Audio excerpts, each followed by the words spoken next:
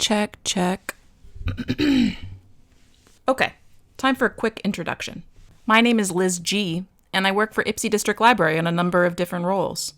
I grew up in the country where the social scene is not all that interesting, but I was privileged to be able to be around nature all the time.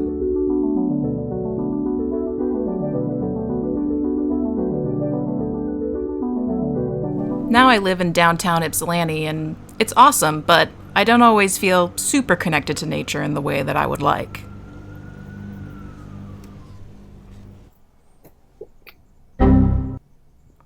But it doesn't have to be that way. I'm finding that more and more often I'm surprised by nature when I turn every corner. And there are some places that are made for nature viewing, like Riverside Park, which recently got flooded by a bunch of rainwater and looks a lot different than what you see here. All right, I'm gonna mask up.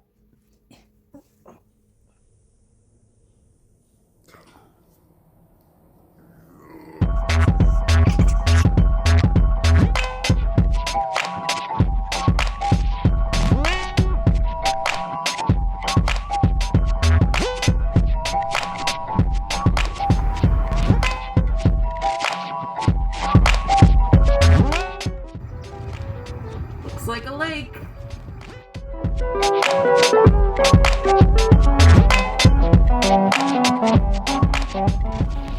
I'd been to the park a couple days before and seen all of this, and also a few cute goslings, but I knew what to expect. There was something that was a little bit different this time.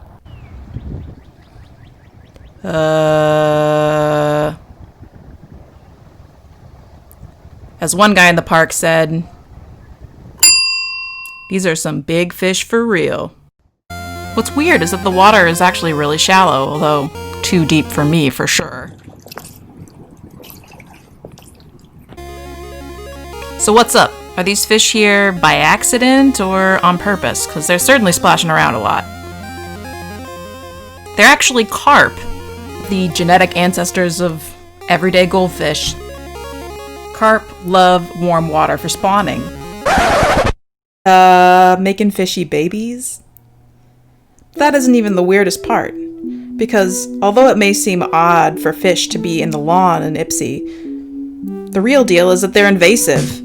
And they don't actually belong in Michigan at all. These ecological bullies storm through an environment, colonizing it and decimating the native population of animals, plants, and microbes. It's so important the state had a contest. The winner won $200,000 for his design of a bubble barrier that deters carp from coming into waterways. There's obviously more work to be done, but I'm glad we're staying curious, and isn't that the first start to figuring out what nature needs from us anyway?